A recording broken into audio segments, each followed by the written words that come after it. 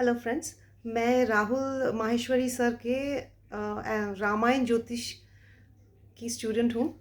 और हम लोगों का क्लास ऑलमोस्ट अभी ख़त्म होने वाला है। 3 मंथ्स का उनका कोर्स है, 100 डेज़ का उनका कोर्स था। और मैंने जब एनरोल किया था तो बताया गया था कि 1 घंटे का 45 मिनट्स का क्लास होगा, लेकिन शायद ही कभी 1 घंटे का क्लास हुआ होगा। सर कभी टाइम नहीं देखते हैं। वो जब बोलते हैं बहुत इमोशनल होके पढ़ाते हैं। आज के ज़माने में ज़्यादातर टीचर्स का अगर आप देखेंगे, बहुत ज़्यादा प्रैक्टिकल हैं और बहुत ज़्यादा टू द पॉइंट बात करते हैं। जितना उनके साथ कॉन्ट्रैक्ट है उतने की ही बात करते हैं। लेकिन राहुल सर जब पढ़ाते हैं तो पढ़ाते पढ़ाते वो इमोशनल हो जाते हैं, ही गेट्स कैरिड अवे। और वो इतने अच्छे से, जैसे मैं शायद कभी भी नहीं भूलूंगी कि उन्होंने लक्ष्मण को मंगल के साथ कंपेयर किया है।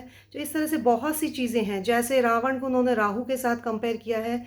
तो जिस तरह से उन्होंने वो ग्रहों को कंपेयर करते हैं रामायण के कैरेक्टर्स के साथ, कि आपके लिए भूलना बहुत मुश्किल हो जाएगा। इसी तरह से वो जब केपी के जो सूचक वगैरह वो सिखाते हैं, वो जिस तरह से बोलते हैं और जिस तरह से समझाते हैं, वो भूलना बहुत मुश्किल होगा किसी के लिए भी।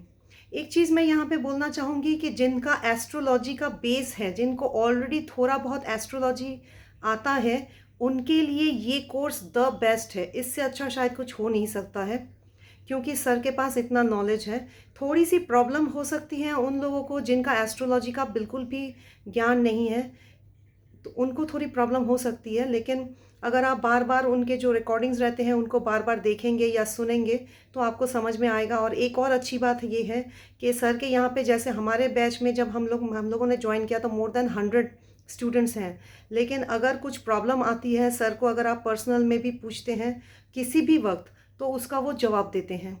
तो बहुत सी चीज़ें हैं जो आज के ज़माने में, आज के टाइम में जैसे टीचर्स होते हैं उस तरह के नहीं हैं।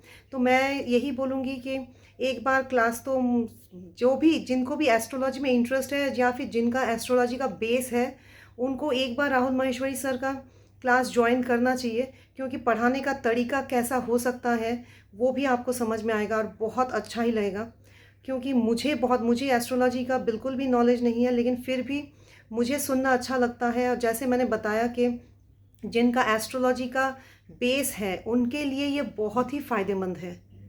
तो मैं, और एक और चीज़ मैं उनके बारे में ये भी बोलना चाहूँगी, क्योंकि मैंने ऑलरेडी टैरो किया हुआ है, तो मैंने देखा है कि